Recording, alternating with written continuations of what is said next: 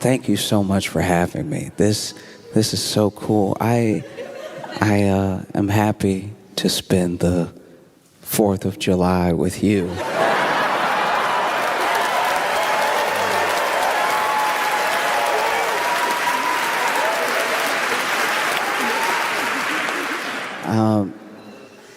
Maybe you're not aware of some of our customs on the 4th of July. One of them that sticks out is a hot dog eating contest. And I've been traveling the world, and a lot of people think that they know what a hot dog is. They even think that they have their own version of a hot dog. And as I've traveled the world, I can honestly say that no, you don't. Because you all here, I'm not going to pronounce it correctly, but you have bratwurst. That's not hot dog at all. That's good. You have to understand, to make a hot dog, like bratwurst is beef or veal. It's a meat with herbs and spices in it, cooked well. A hot dog, especially in America, a hot dog is something that to make you first have to find. And when I say find, I mean like putting together a proper hot dog in its casing and to serve is a lot like a witch's spell. You have to find meat that's first on the floor. It's very important this meat is on the floor. If the meat is not on the floor, you might not be making a hot dog. You have to find this meat that's on the floor. You have to couple it all together. You have to push it through this machine. And bratwurst, once again, beef, veal, you can only hold together a proper hot dog with hate and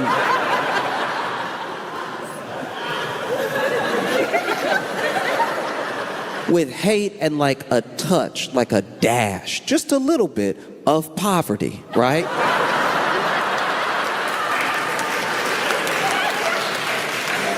So you have some hate, you have, you can get a side of anger in there too. And then you put it together into a hot dog, you wrap it up nicely so it looks like it might be edible.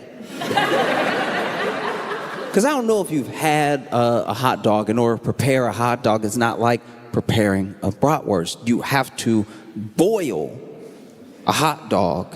And in order to boil the hot dog, it means you do have to ruin some water. You put the hot dog in the water, you boil it up, that cooks the hot dog. Cooks is a strong word. What are you cooking? It's demon meat. But you boil the hot dog up, so then you pull it out, that's cooked. You then put it in a bun to cover up that you're eating a hot dog. The water you have to dispose of like toxic waste. A lot of people will pour this down the sink. Don't do that. Don't get that mixed in with the regular. When I was little, I had a friend who his mom had a flower garden, and he'd make hot dogs after school, and then he'd pour the water in the hot dog garden, and all of the flowers died. Because that is runoff poison water. But yeah, you boil a hot dog, and then you eat it, and when you eat it, you're supposed to close your eyes and pretend you're chewing something else. Because this is going to be nasty. You can try to dress it up with mustard, ketchup, with mayo relish, with whatever manner of things people do. Some people will act really, really holier than thou about how they prepare their hot dog, as if a hot dog is not a mystery of meat mushed together. I say all that because on the 4th of July, there is a hot dog eating contest that takes place, and the winner this year, once again, is a man named Joey Chestnut. And this year, he ate 70 hot dogs in 10 minutes, which is the correct response. You know how I said that when you felt physically ill? That's how you're supposed to feel on the 4th of July after eating as many hot dogs as possible. I believe the record is 76 hot dogs. And I remember one time I had my buddy entered a hot dog eating contest, and he was super excited about it. And he had watched Kobayashi, he had watched Joey Chestnut, and he thought he could do it too. He was like, if they can do it, I can do it. Let's give it a try, right? And so he entered the hot dog eating contest, and it wasn't like the official Nathan's hot dog. It was just like a local one that was happening on 4th of July. And he entered the contest, sat down with the other contestants, and then over the course of 10 minutes, my friend ate 2.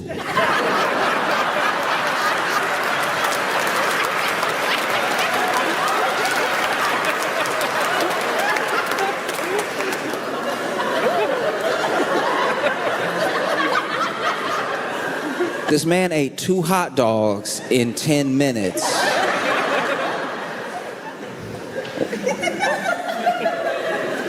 We were watching it like, when is he gonna kick into gear? Like, when is it? There are other people that are literally like swallowing hot dogs like, as fast as possible. There was one dude that was this was incredible. He was screaming hot dogs down, right? He was like, oh!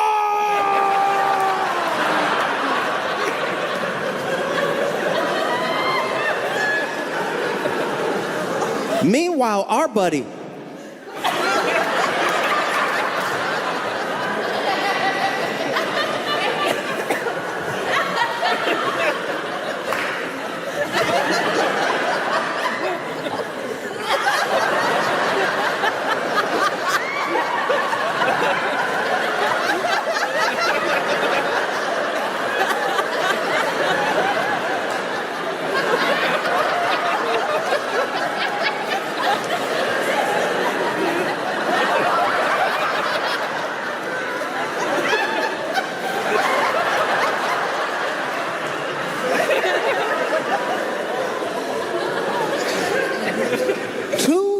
hot dogs in 10 minutes. We went from cheering to booing.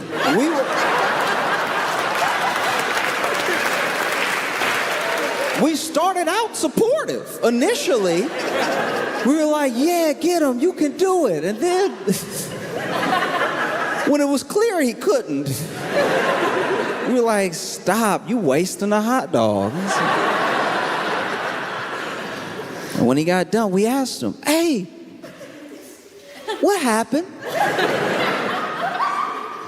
We drove you here.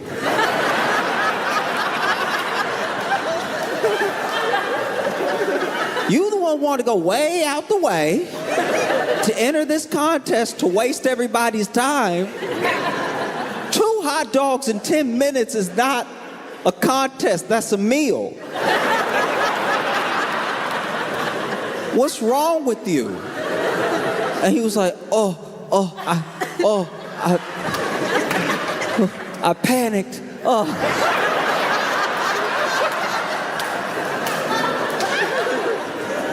What are you panicking about? He's like, I saw everybody else do it, and they were so fast. I was like, how are they not choking? And then I remembered I might choke. So then I started chewing extra. I was scared to choke. I was like, if you had at least choked, then 2 hot dogs in 10 minutes would be more reasonable.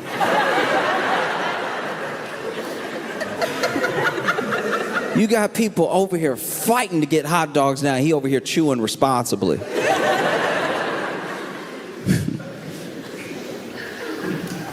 I do my best when I go anywhere to be as good of a guest as I can. You know, it means a lot to me to have me over here and for me to be your guest for a little while.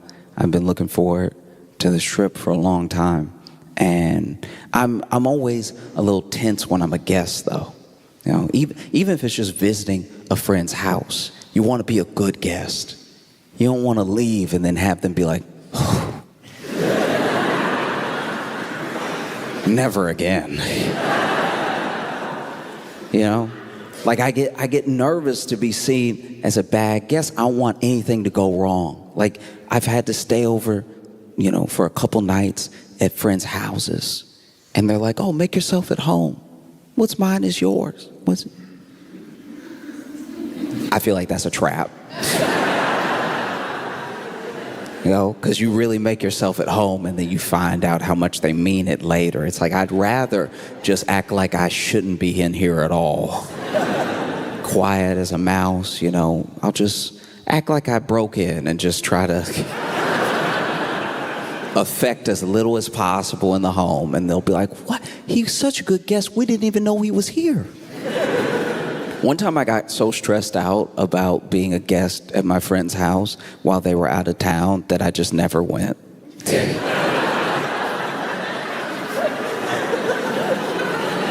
And they were like, Josh, our apartment looks amazing. Did you do all this cleaning before you left? I was like, yep, you know it. Wanted to leave it better than I found it, you know. Because even being the guest at a party, that's like a short-term guest. When you're just there for the party, you're just there, you know, a few hours, maybe half the day if it goes long. And I'm terrified to be a bad guest there. I just don't want to be remembered in a bad light. And there was this one time where I went to a friend's party, and I'm not great at parties to begin with. You know, I'm very much in the corner, or if I know one person at the party, that will be the person that I'm talking to the entire party. Like it will be a burden on them. Sometimes I see a friend that I know at a party and no one else, and I'm like, ooh, you about to have a bad time at this party. I hate that for you. I'm very sorry. But it's either talk to you or talk to a stranger, and come on. And so, you know, I was at this party, and my friend who actually invited me to the party was late. We were supposed to meet up together, and I misunderstood the text message. I thought they were already in there. So I knock on the door, I meet the host, I tell him, you know, oh, I'm friends with, and then he lets me in, which is a huge mistake. Because now I'm just sort of standing awkwardly while other people have a great time. And so I was like, you know what I'm gonna do?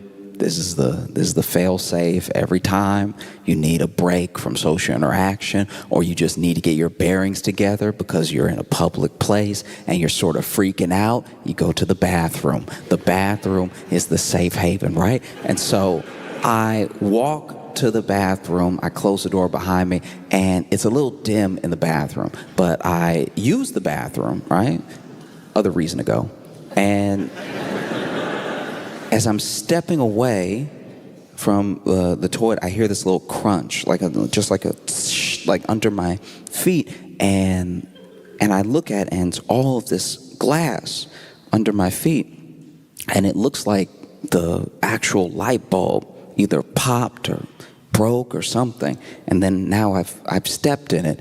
And as I really started to look around the bathroom, I realized that it is an absolute disaster in there. It is horrifically bad. So the bathroom mirror is smashed. I didn't notice it at first when I walked in, and the glass is in the sink, and there's a little bit of blood in the sink, right?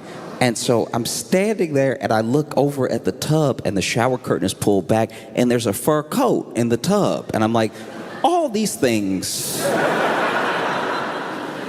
are too much for one thing. You know what I mean? Like this would be a shutting the bathroom down for a short period of time at the party if just one of them happened, and all of them are happening right now. And so I'm like, I don't know what to do. I flush. That's as much as I can clean up right now. And then I'm a bit panicked, so I get ready to just get out of the bathroom, because if I can get out scot-free. If no one sees me come out of the bathroom, someone else can address this thing. Because I don't know anyone here. My only friend is late, and the host has just seen me once. So I get ready to, I don't even, admittedly, this is gross, sorry, but I wasn't even gonna wash my hands because I was like, there's a whole bunch of blood in there anyway. They'd be dirtier than when they were unwashed. And so I get ready to pull on the doorknob and I hear a knock. And I can't open the door. There's no way I could open the door and be like, all yours. You know? It's crazy in there. And so I hear the knock, and I think to myself, oh no. There's no way. First of all, if you need to go to the bathroom, the last thing you want is for someone to open the door and be like, all right, before you get in there.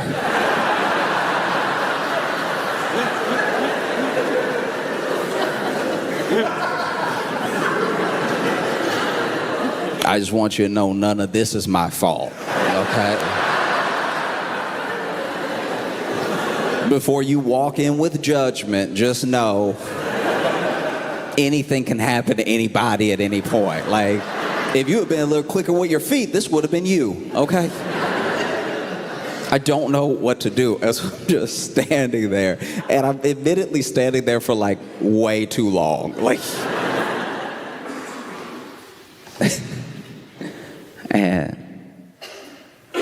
and I hear a knock again. And I'm like, all right, I gotta do something. I gotta buy myself some time. And so I just say, 1 second. That's bought me 1 second.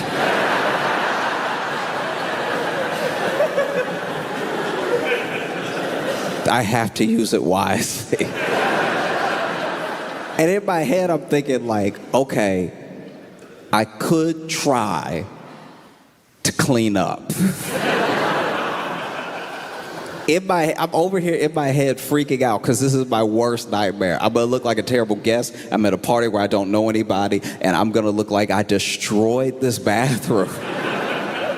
And so I'm Googling all types of stuff. I'm over here Googling, does glass flush? Like, does glass flush? How fast can you get blood out of the sink? If you were to look at my Google search history on this night, it would look like I definitely killed someone. Or at least a small animal. Because I was also Googling, like, does fur disintegrate? Like, and so, I just spent another minute and a half sweating and freaking out. And then I hear a knock. But this knock is like thicker. It's just like strong. It's clearly a different knock. It's clearly a different person. And that person is like, hey, come on, people waiting. I'm like, people?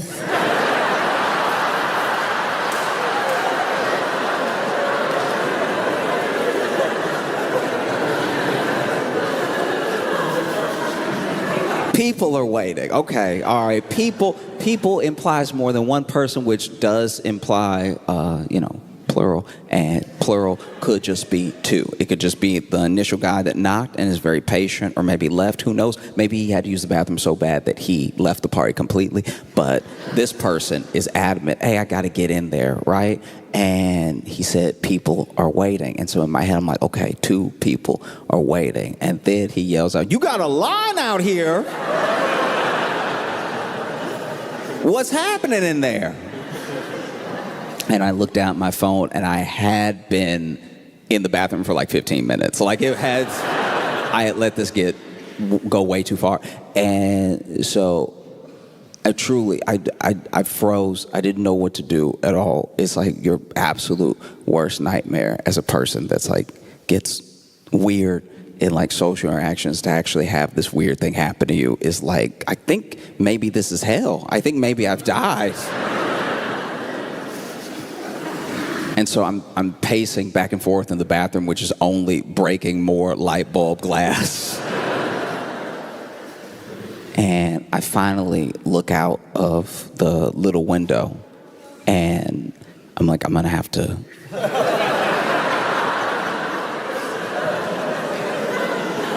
I'm gonna have to leave. Like, I'm gonna have to jump out of the window. And in my like panic, I forgot that we were on the first floor. So it wasn't like a big jump or anything, but I did have to climb out of a window that wasn't man-sized. Luckily, neither am I.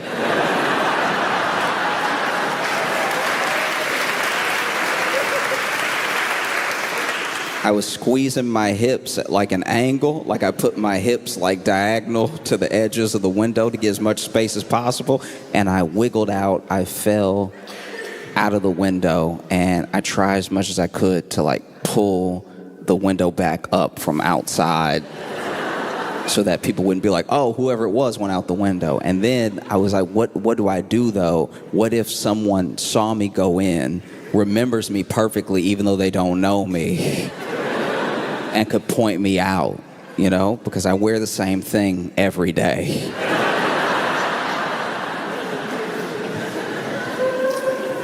And so I'm like, the only option I have is to go back in.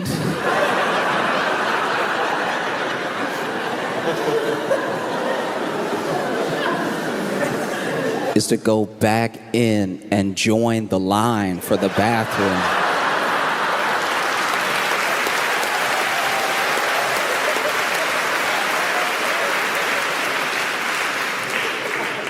And so I walk around the house, and I'm thinking to myself, okay, all I gotta do is watch out for the host. His host was greeting me when I first walked in. As long as the host has like got to that point in the party where they're not greeting everybody and they're not answering the door every time, I should be good. And so I wait. Some other people were arriving, and they knock on the door. Someone else opens the door. I'm like, this is my chance. I sneak in behind those two other people, and I immediately walk to the line for the bathroom. And luckily, my buddy who was late was in the back of the line, and he's like, can you just believe this? You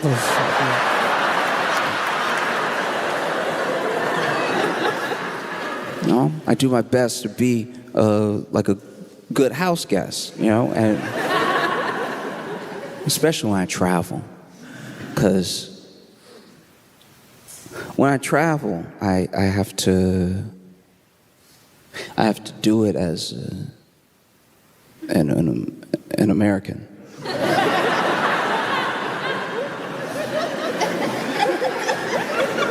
have to travel as an American now. You know? And it's like,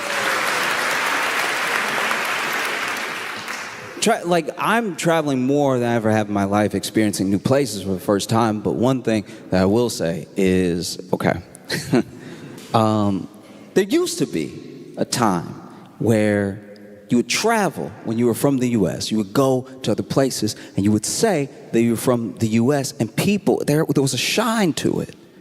There genuinely was like this like magnificent shine around you and your passport. People had questions for you. You know, you would say you were from the U.S. and they'd be like, oh, blue jeans.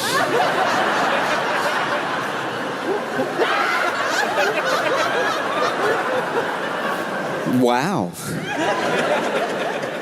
And then over time, the shine started to wear off a little bit, you know, like the way that we were perceived on the world stage started to change, and you would tell people that you were from the U.S. and they'd be like, oh yes, yeah, Beyonce.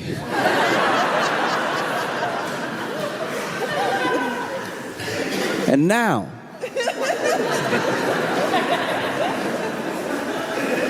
you travel the world, and look, people ask me. I don't go around telling everyone my business all the time. People ask me, hell, where are you from? And I go, oh, it's...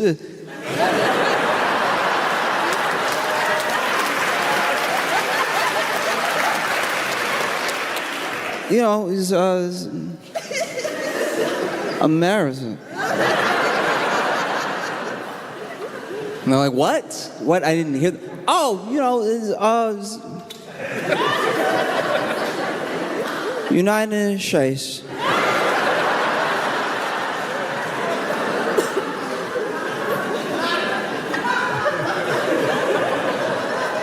What? I'm American. I'm from the U.S. From America.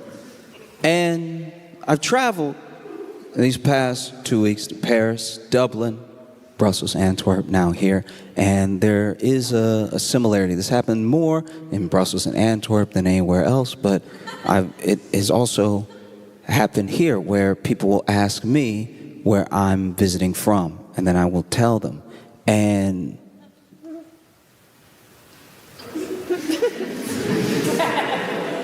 there's a look and a noise you make that's genuinely offensive. Like it is.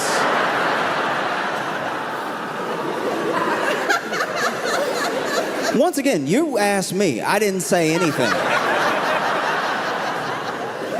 I walk into the shop. Y'all are the ones, you know, asking questions and stuff. And then I say that I'm from the U.S. I'm visiting from America. And then you go, oh.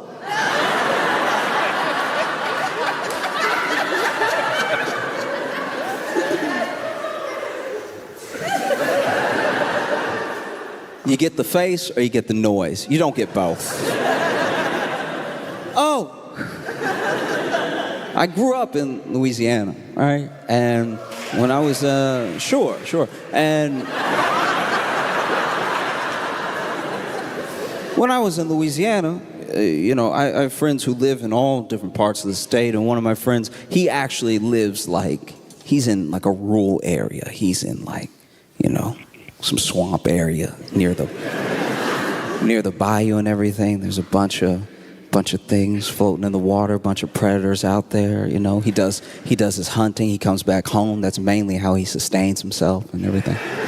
And there was one time he was having a barbecue. A bunch of friends came over, and one of his buddies, his buddy Spence, came over and was having a cigarette off by himself. He walked off away from the barbecue to have his cigarette, and then sometime later, he comes back over, and in the back door, the way that a lot of the houses are built in Louisiana is you have your door and you have your screen door, and the screen door can keep out the bugs while also letting air flow into the home and everything. And so he pops his head near the screen door, and his head only. And Spence leans in and he says, "Hey, can you call an ambulance?" And our friend is like, "What? Why?" If anyone ever asks you to call an ambulance, just do it right away. Like, I'm sure that they have a good reason. I'm sure they're not just getting you to do it for fun because they want to hear the siren. I think that they probably need some help.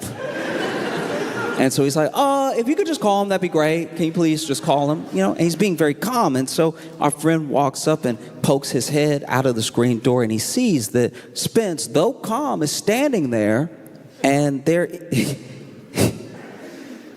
is a baby alligator around his foot.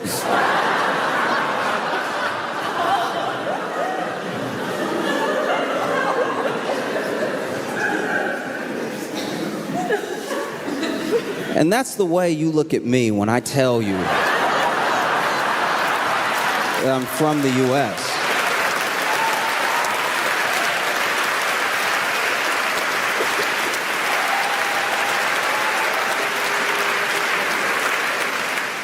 Now, coming here at a time where tourism in the U.S. is way down.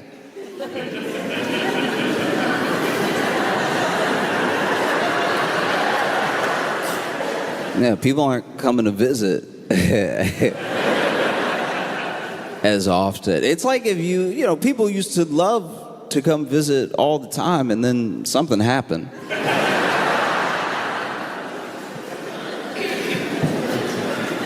It'd be like if you went over to your friend's house all the time growing up, and then one day you stopped going, and your friend was like, why?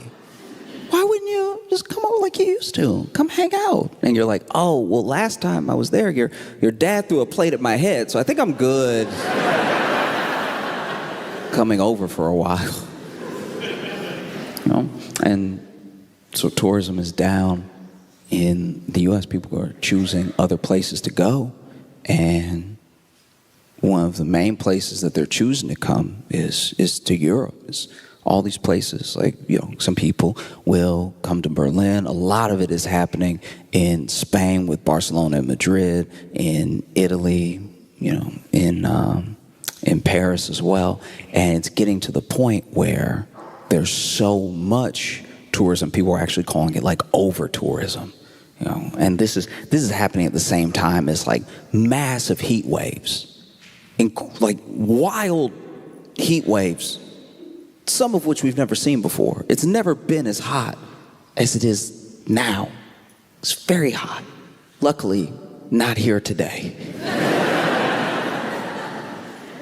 But this week you had, you know, one of your hottest days on record. I can't even imagine what that must have been like, because you all are like fit people. Like, you get on bikes to go you have to understand, my frame of reference is the US. So the fact that you're even walking next to a bike is leaps and bounds. You know, I can't imagine trying to ride a bike in that heat, or running. Some of you run.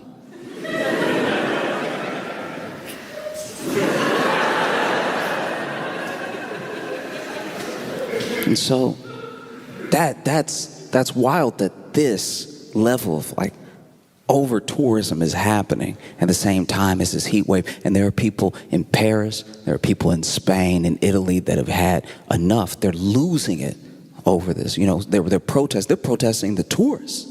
They're over here being like, stop it.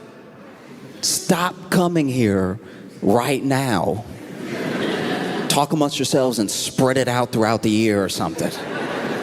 But this is too much. You know, you have places like, I could be wrong about these numbers, but I think in Barcelona you have like 1.6 million people living there, but like 26 million people visit throughout the year.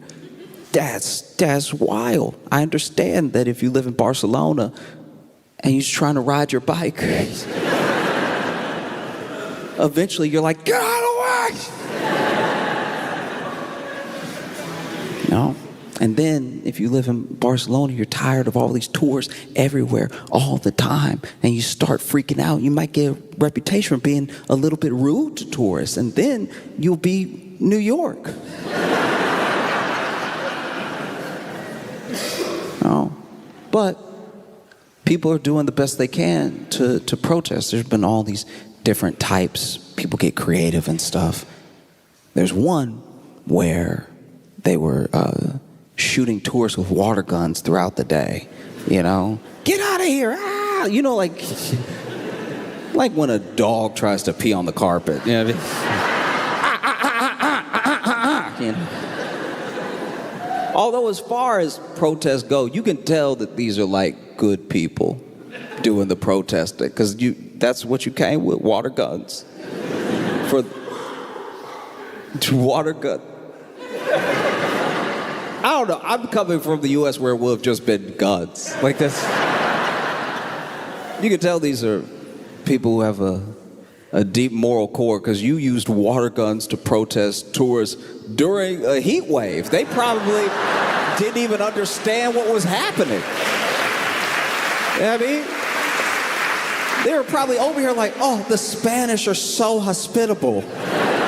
They saw how hot we were. And then some strangers we didn't even know were like, cooling us off.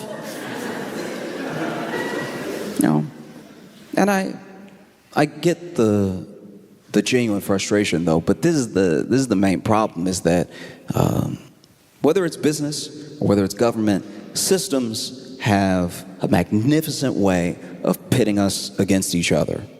Like, there are people that are local that are upset because obviously with all this tourism, Airbnbs are shooting up. Airbnbs raise the price of living in the area, so then people are getting priced out of their homes. They're getting priced out of the areas that they grew up in. They have to find somewhere else to live, all for people who don't live here, who are just coming to peak, and then they head home. And that can be incredibly frustrating, but that's the people who are coming to visit didn't come up with a master plan. Airbnb and the government that allows Airbnb to run rampant are the people to blame. You should be taking, like,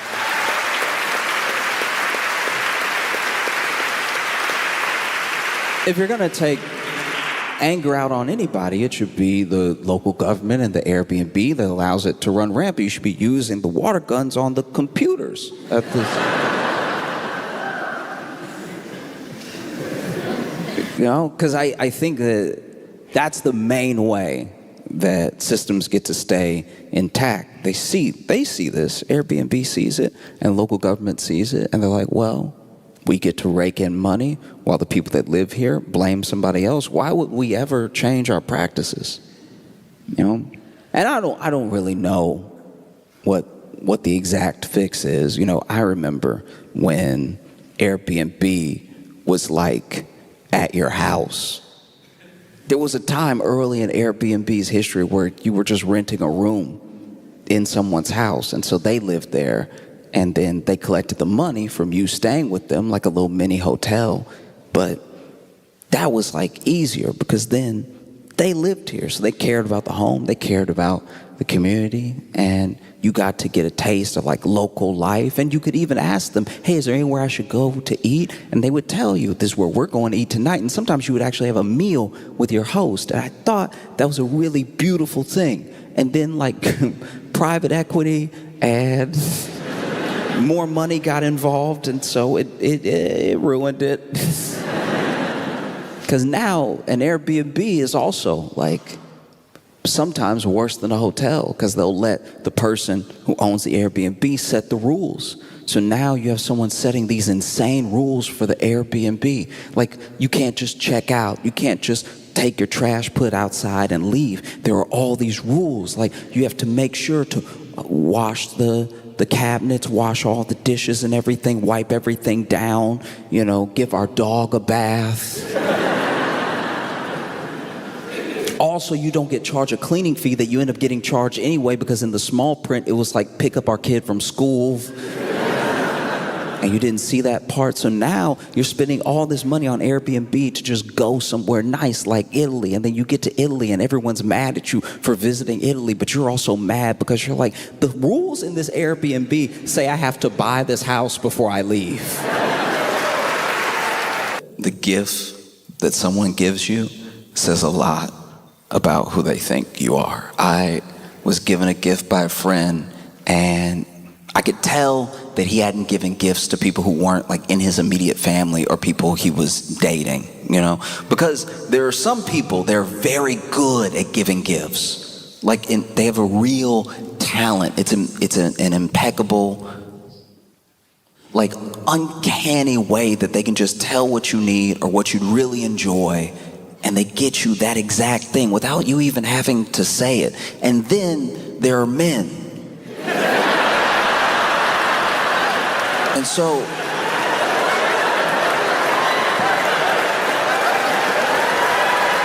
my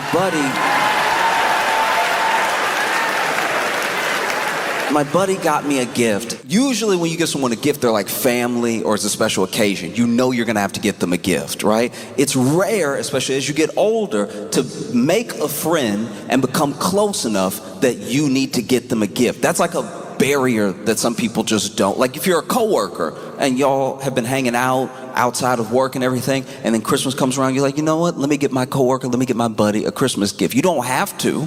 They may not be expecting it, but someone has to like make that jump first. And my friend got me a gift, and you could tell I was the first person outside of like family or a girlfriend that he had to get a gift for, because he got me socks. And when I say socks, understand, I mean a pair.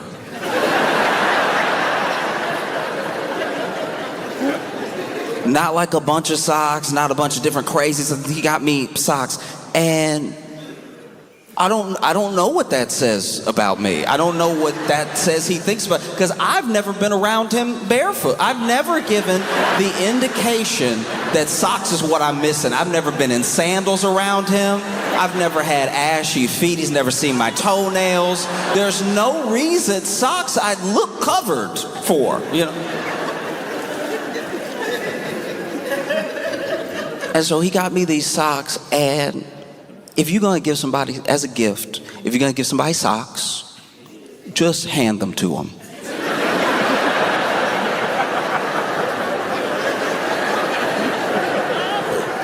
This man put the socks in a bag that was nicer than the socks. The bag was very nice. I thought he got me a watch or something. The bag looked designer. And it had too much tissue paper in it. You could tell he had never got anybody else a gift before, because the level of tissue paper was clearly all the tissue paper that came when he bought tissue paper. It was every sheet of tissue paper was open and then crinkled in the back. It took me a magician's amount of time to pull all the tissue paper out of this bag. And I was pulling so much tissue paper out, I thought he got me nothing. That would have been better and funny. That would have been dope if at the end I pull out tissue paper and he's like, ah, you know what I mean? Instead, I pull out the last piece of tissue paper and at the bottom, flat, is socks.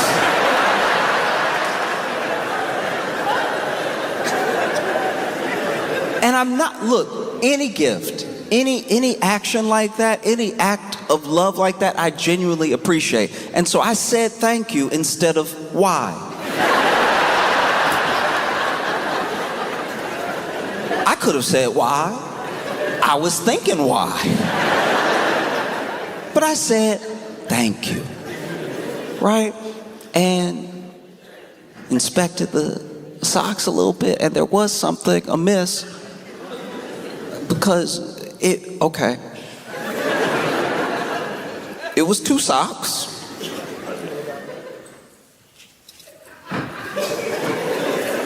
But one sock had an R on it.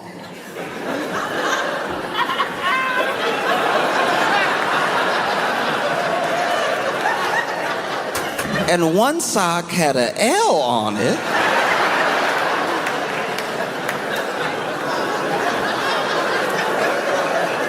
And these, for the final time, weren't novelty socks. They weren't like a cool designer thing. The R and the L looked written. So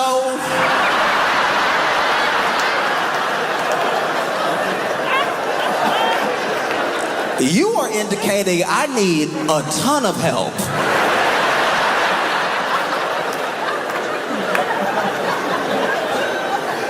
I don't know what I have done or said around this man to be given a sock with an R on it and a sock with an L on it, because when they make socks, they leave it up to you.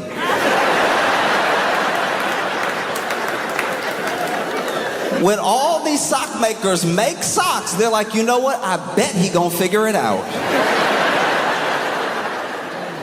You know, I don't even think you could do it wrong unless you put 2 on 1.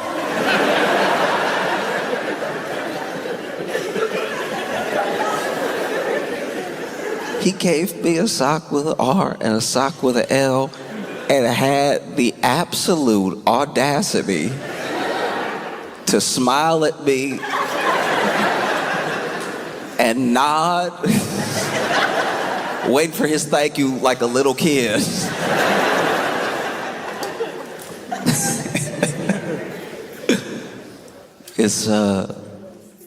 It's wedding season, and I've been to a ton of weddings. In my life, I've been to a lot of weddings. A lot of people that I know love people.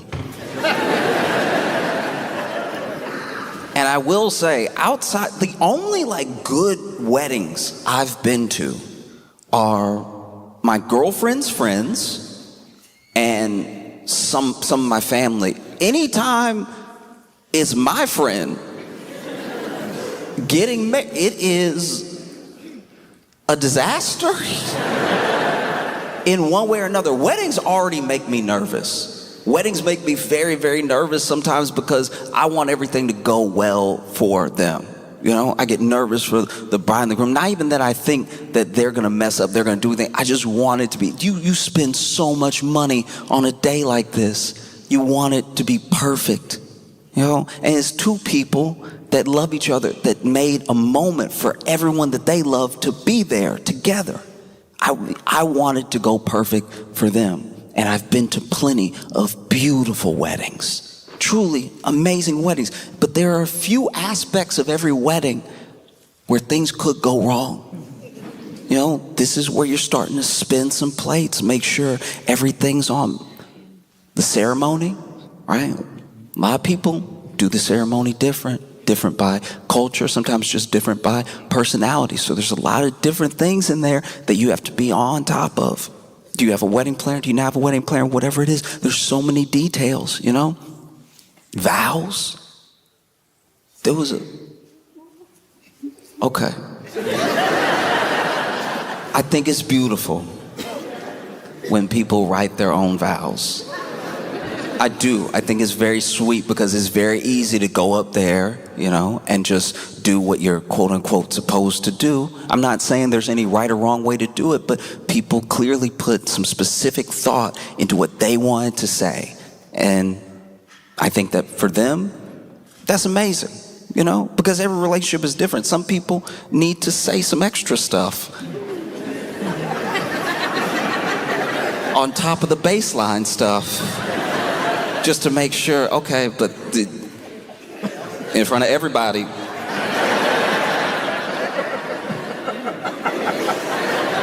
God. And I've been to plenty of weddings where people write their own vows, and it shows the relationship that they've built over the time that they were together, engaged, everything, and it shows what's important to them specifically in this relationship. But there was one wedding where they wrote their own vows, and she went first, and they were beautiful. They were commitments that she was making in front of everyone to him, things that she was going to do because she knew how important they were to him, and ways that she would nurture him and make him feel like the person that he felt that day, right? We're going to keep this moment forever. And he also had some beautiful vows, commitments that he was making to her, that he wanted her to understand he would keep until the day that he died. The only problem is he wrapped them.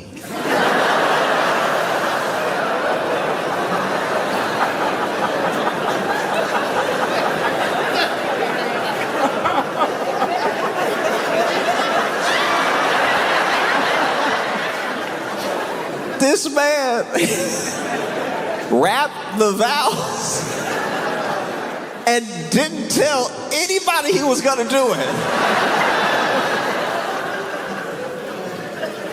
This man wrapped the vows, and even the pastor was like,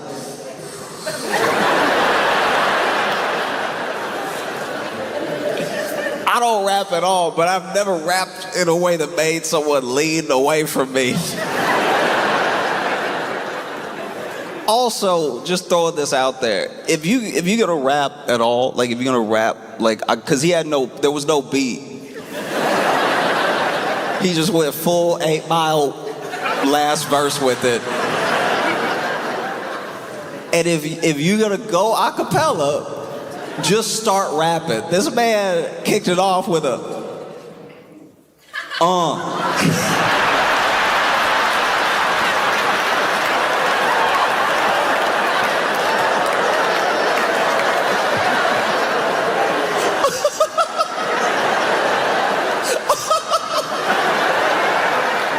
Dude, if if your vows start with there's just you're in the most singular relationship of human history. Like, and it wasn't just like it was,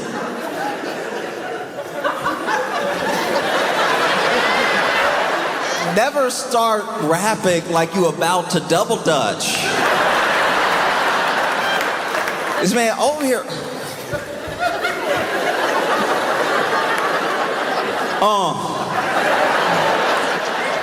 You can tell she wanted to be like, what's happening?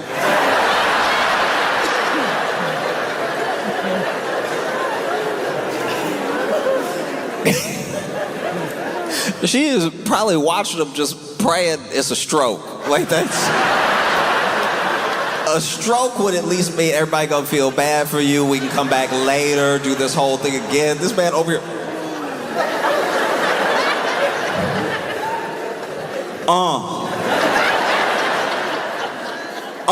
double Either do it or don't. Don't.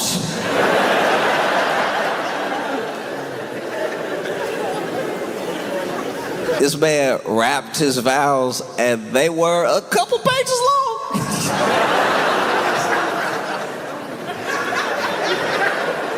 They went on for a while, and when he got done, the pastor was like, so...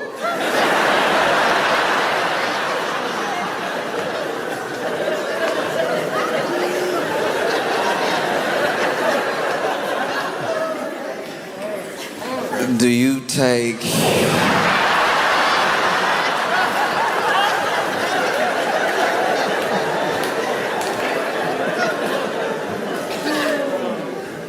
that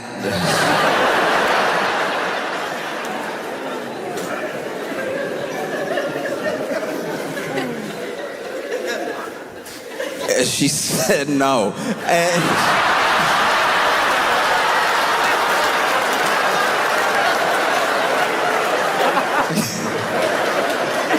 And to be clear, she didn't just flat out hit him with a no. She went, which is a reasonable response. But I was split on it, because it's like, you getting married, and if you're gonna marry someone, you should know whether they're gonna impromptu rap or not. Like, that feels like a very particular trait. If that went over your head, y'all have problems as a couple that need to be worked out that are beyond the hip hop. Cause it's like that. It was tough. It was tough. Cause on one hand, I was like, I get it, and on the other, I was like, but like, once you're engaged, I feel like the ick's gotta go out the window. Do you know what I mean? Like, love is supposed to go over ick. When you are with the person and you declare you're gonna be with a person for the rest of your life, you do take on their embarrassment. Like, think about it. Like, you'll be married one day being like, yeah, that over there embarrassing me, that's who till we die. I'm gonna be embarrassed. That's what I signed up for. Well, the ceremonies are also short. Like, as much of the wedding day is about the couple, the actual ceremony is usually not that long. You know? And I've been to full-on, like, mass Catholic weddings where even the priest was like, okay.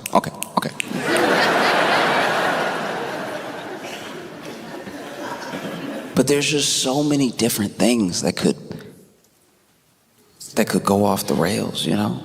There's that moment in a lot of weddings, especially when you do the traditional vows, traditional reading and everything, where they say, if anyone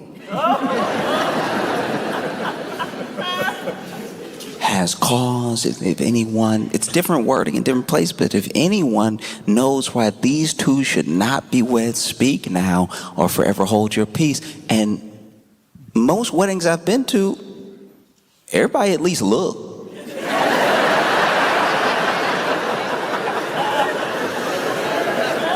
I'm not saying they look because they don't believe in the couple. I think they look to see if there's drama is about to occur. You don't want somebody to stand up and then you got to turn around all late and stuff. You know, you just give it a quick little, just dignified, sophisticated, quick little eye, okay, all right. You don't turn all the way around. A lot of weddings I've been to, people look. And there's also the officiant, you know, who marries the couple. A lot of times it's a friend, sometimes it's like especially if it's like a religious ceremony, it's your pastor, your priest, maybe someone whose church you've gone to for a long time.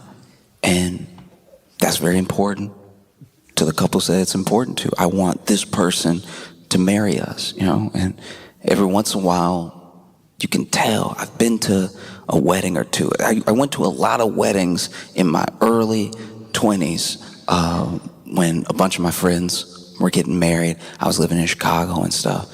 And I would go to the wedding thinking like, wow, I'm over here by myself. They've already got life figured out. They picked their life partner already. We're like 22. This is wild, you know? And I remember one time I got off work. I got the one day off work, so I had to miss the rehearsal dinner. And so I took a bus the next day, and being like 20 something, I didn't think it through. And so I just was like, let me go ahead. I'm gonna barely make it to the wedding as is. Let me go ahead and be dressed on the bus.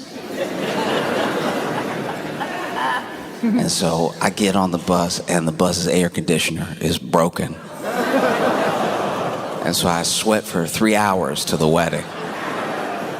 But I lucked out because I get to the wedding, and it turns out at the rehearsal dinner, everybody got food poisoning. So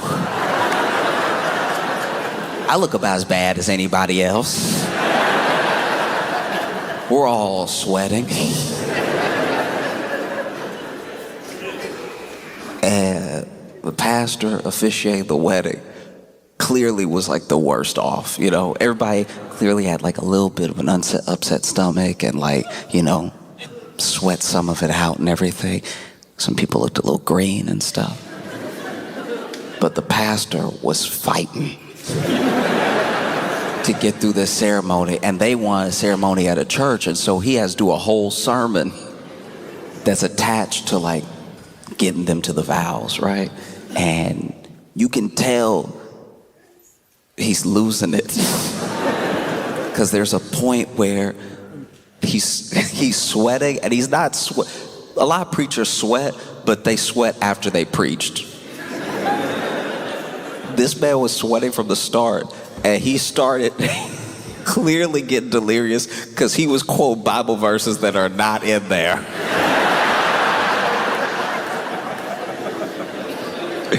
He's over here talking about like the 5th book of Corinthians, and I'm like, nah, dog. I think you seeing double. I think you seeing extra Roman numerals in that Bible. You need to sit down and deliver some of this sermon. And every once in a while you could tell he was like feeling himself like he was breaking it for a second. And he'd be like, because God. And then anytime he tried to get like real preacher with it, you could tell he was like, uh-oh.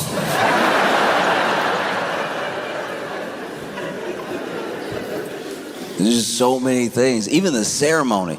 Figuring out how to get people from the ceremony to the reception is sometimes a battle, especially if they're not in the same place.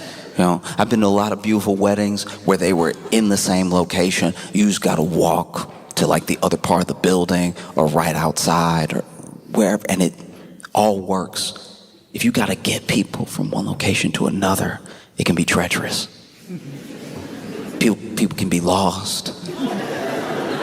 I don't drink, so I don't really deal with this particular aspect. I don't know in a wedding when people are supposed to get drunk I just know they start getting drunk right after I do. And some of it, I'm like, when? When did you drink? How? We just sat down to eat.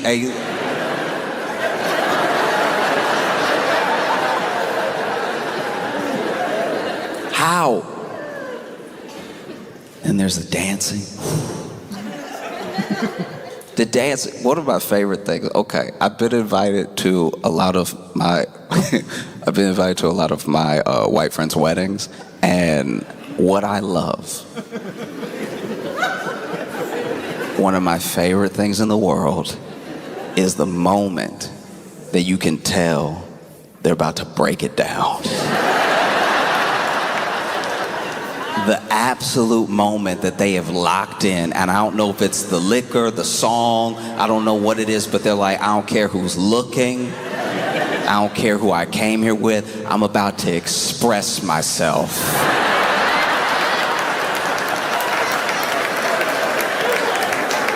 Everywhere.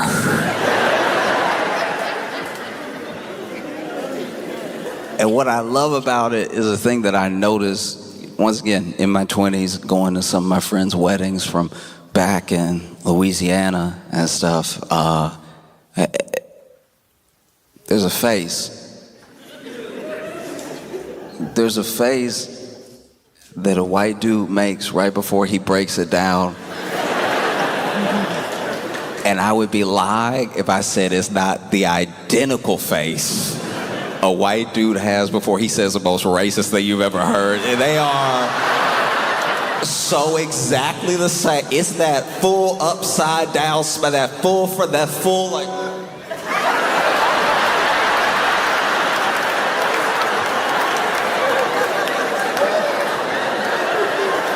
This is the face that a white dude makes before he Dougies is the same face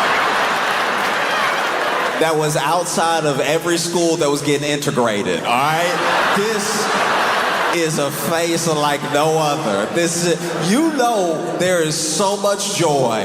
When a white man makes this face, he's either about to do the worst thing possible or the best thing he's ever done.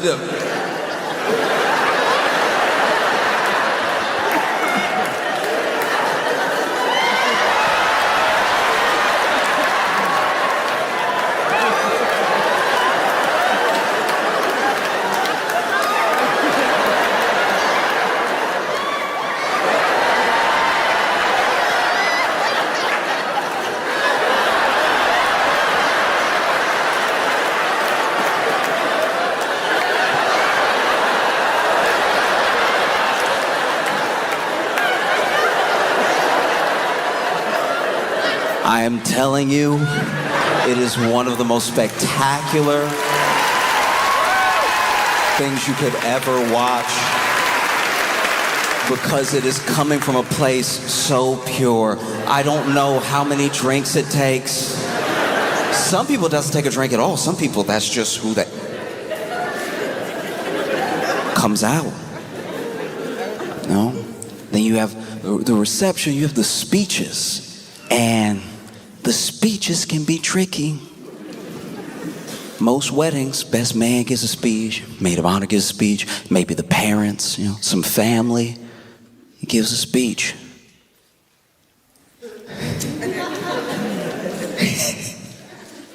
And I don't know, if you know you're gonna give a speech, because this is hard. Like a wedding speech is intimidating because it's like everything wrapped into one. Everything that scares people about public speaking wrapped into one thing. You have to be kind of fun, you have to be heartfelt, you have to be moving, you have to like really make people remember the speech, at least in your head. You gotta do all this in like a matter of a couple minutes because you don't want it to be too long, and you don't want to bust out crying and not be able to continue because then people will be like, what's going on? And so it's tough. I still remember, okay, it was a wedding where the best man, got a little drunk, so already the speech is gonna tilt. It's not going to be its best. And he used the best man speech to pretty much profess his love for the groom, right?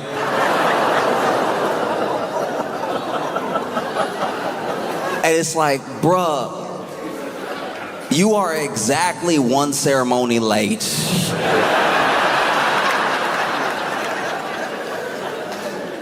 When they ask if anyone has any reason that these two should not be wed, it was kinda in case this happens. It was speak now or forever don't. Dude stand up there, so me and Chet are boys. I mean, we boys. We always been boys. Chet was boys. And then Alyssa came. Alyssa came along and ruined it.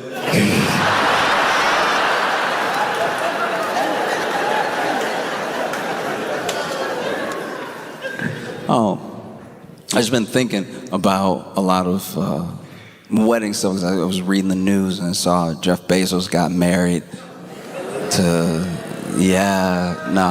I know. He's not here.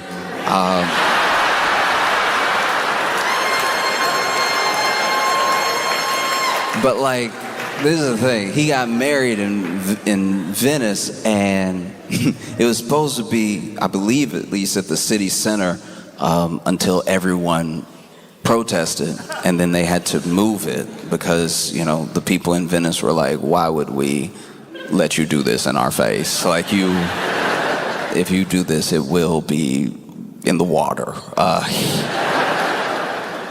And the people from Venice had a point. They were furious because they were like, first of all, the climate change, because they take climate change more seriously than some people believe.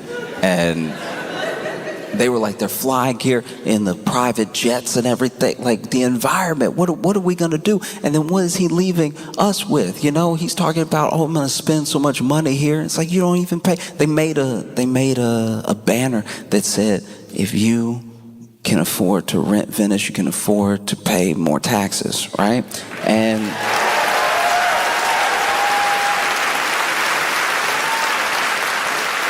And even more so than the sentiment of like the big banner was just that they used a really bad picture of him. And I don't know, I'm speaking as a sensitive person. If you got a bad enough picture of me, you really don't need to say anything else. Like, you got me good. No, I'm gonna think about it all day.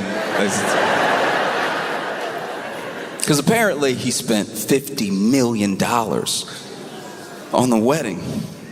$50 million. How do you even get to 50 for a wedding? 3 days, 50 million. You gotta leave something for the divorce. You spent $50 million knowing you cheat.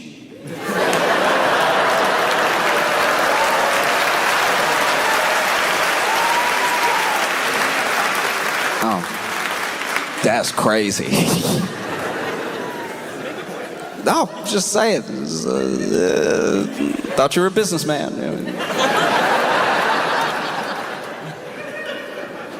And I think a lot of people aren't even really upset about the wedding so much. There's obviously people that are annoyed by the tourism aspect. There are people who live in Venice that are like, look, it's ruining our cities. Tourism is nice, it's good to make some money, but the way that people come here and what they turn our city into, it's like we're not a prop. We're not a backdrop. We're real people that live here that get inconvenienced by the things that people do when they try to make our entire city about them. And so they protested, and those protests at least worked to the degree that they weren't able to put on the wedding that they initially wanted to, which has made me really happy. I usually want everything to go well at a wedding when it comes to people that I know, maybe don't even know well, but there's just so much pressure that goes into it. I want that for them. And I've never wanted less of that for anyone than Jeff Bezos. Like, just the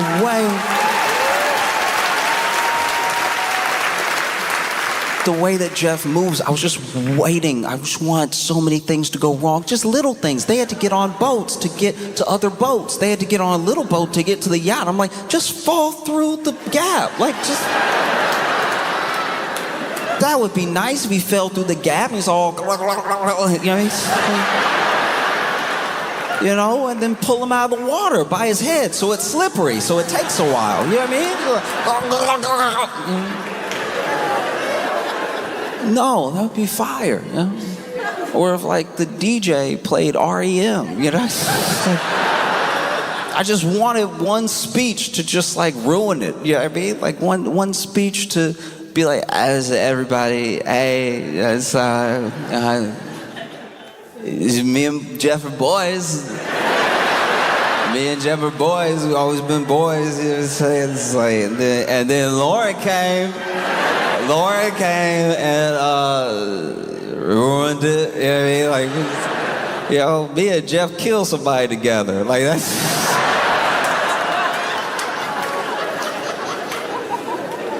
They'll never find a body, dog.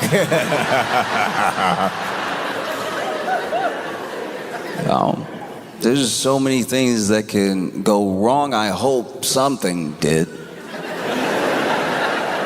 No. I know it's not nice, but neither is he, you know? It's like at a certain point, you know, you look at Jeff Bezos as this former CEO of Amazon, and you'll get people who are like, he's not even the CEO anymore. Why is everybody so upset? It's like he's still the executive chairman, and the way that Amazon was run while he was a CEO, it's just a continuation of that thing. You know what I mean? It's still working people to the bone and then chucking them out as soon as you have a robot or an AI that can take their place while pretending that that's better for all of us. And then the environmental, you know, pledges that they make, kind of like skirting around them or dropping them entirely. It's just, it's one of those things where if nothing else, if we don't have anything else but a voice to protest him having a good day, then I think as many people as possible should do that. You know what I mean? Like, it's...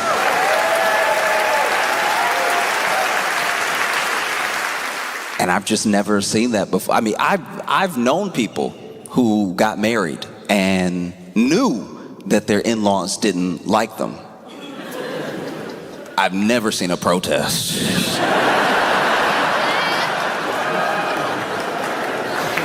They say, speak now or forever hold your peace. And there's a whole group outside like, I have something to say.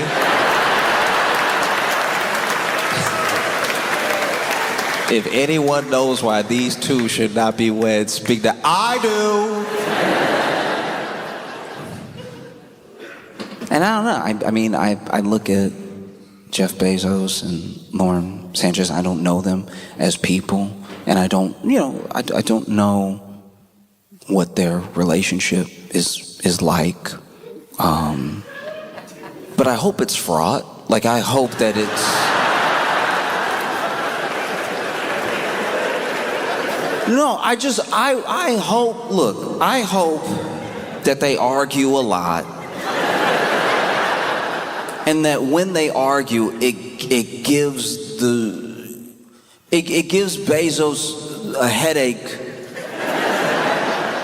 that is at least equal to like an Amazon worker who's had a box fall on their head. You know what I mean? Like, it's, if there's just any source of balance in the universe, they will be as much of a headache to each other as they are an impact on the world.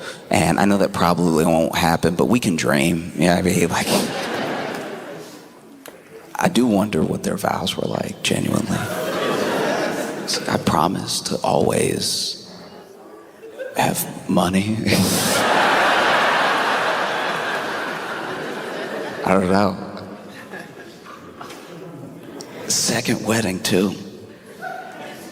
You know, his first wife, Mackenzie, definitely, at least in the public sphere, like won the divorce because people like her. Do you know what I mean? Like, she became a billion when her and Jeff split. She was like a billion, and then he was number one, and then he went to like 3, and then I think she was like 2. I don't know. I don't think that you are a bad person if you're a billionaire. Just probably, just more than likely, because the only ethical way to become a billionaire seems to be to divorce one,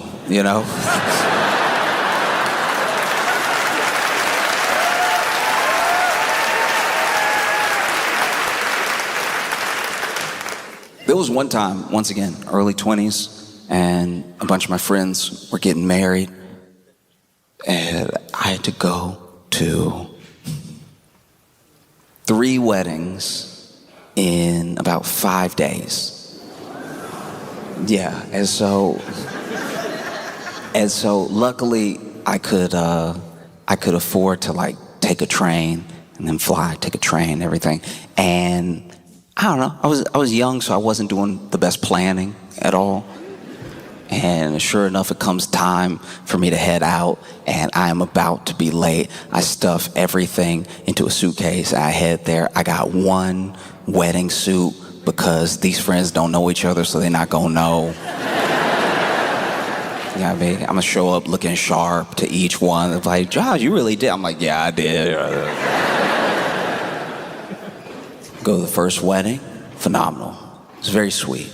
It's like intimate ceremony and everything. And next day, I get there early. Second wedding, beautiful, phenomenal, much bigger, right? And then I get down to the third wedding, and I realize that in my haste, not preparing, I didn't really pack well. I have my one suit. I've got some shirts that I can wear and everything. I'm trying to figure out a place to do laundry, and there's nowhere nearby. And my suit is clean because I'm not a dancer. So I haven't sweated out, you know what I mean? It's been a lot of nice to meet you, yes. Take off the jacket immediately, make sure that doesn't get musty, change the dress shirt underneath, and sure enough, third wedding. The clothes I had were the last clothes. That literally the suit was the last clean thing that I had left, so I was like, all right, I'm coming in clutch, right? And go to the wedding, beautiful ceremony. And then we get to the reception, some speeches, very sweet. Only a little bit I just love you. And then it's time to dance, and I'm not really a dancer, but there was a guy, he was the uncle of the groom. He's trying to get everybody to dance because he is a true believer that it's bad luck if everybody doesn't dance at the wedding, even just a little jiggle. So he's getting people up. He's pulling people to the dance floor. He pulls me. Now, I'm not a dancer, all right? I got a little bit of movement along the same plane. So you'll see me here, and then you'll see me here. And there might potentially be a snap in between. It will not be on beat. It'll be more emotive. But I'll be here, and I'll be here, and I'll be here, and I'll be here. And that was not enough for Uncle Willis, all right? Uncle Willis is over here. Come on, young blood, come on. This is what you gotta keep in mind when you cheer somebody on. Whenever you try to hype somebody up, be sure they can do whatever you're trying to get them to do. I can't stand when people try to act like this is the moment in the movie right now where you're gonna hit the beats you've never hit before. I'm moving. And I don't know what to do because I'm not a dancer and neither is he. You know, neither is he. Even him calling me young blood was like really weird. I don't know this guy at all, but he is like adamant that I can do more. And so he starts dancing with just me. And he's like, come on, get some rhythm into it, right? And I can tell he's too far gone for me to like not acquiesce because it's starting. Like as he says, get some rhythm into it.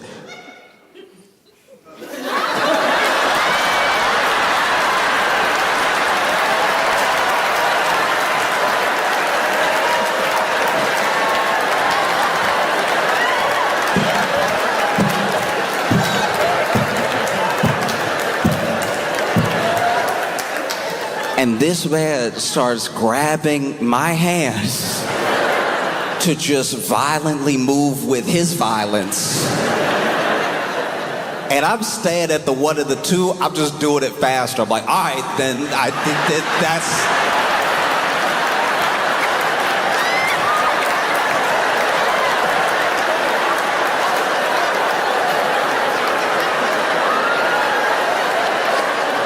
He's like, use your arms. I'm like, oh.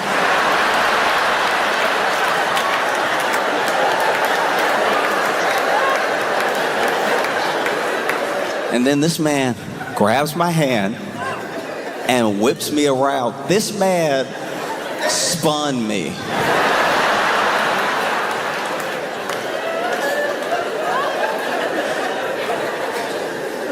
Nah, dog.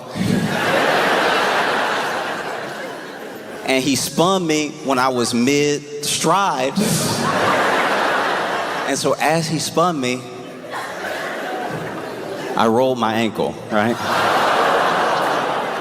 And so I rolled my ankle and it doesn't just hurt like I fell from standing up. It hurts a lot more.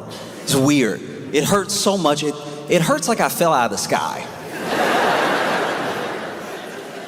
And so as soon as I fall, he sobers up almost immediately. He's like, oh no, young blood. I'm like, don't call me that. Where did you learn that? And then he helps me limp over to my seat at the table where I was eating, and I can feel my ankle swelling immediately. And so I didn't even think about it. I just kicked off my shoe so I could check my foot. And because I was down to the last clothes that I had, because of the timing that the gift was given,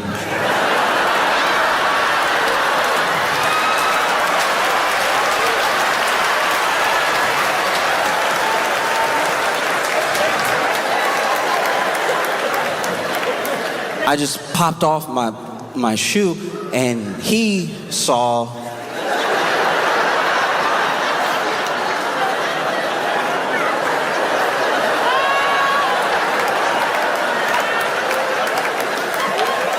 an L on my left foot.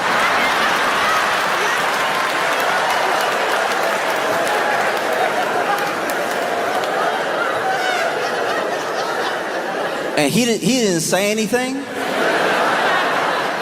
but I saw him see it. And none of the other groomsmen said anything. But for the rest of the reception, they were all very nice to me.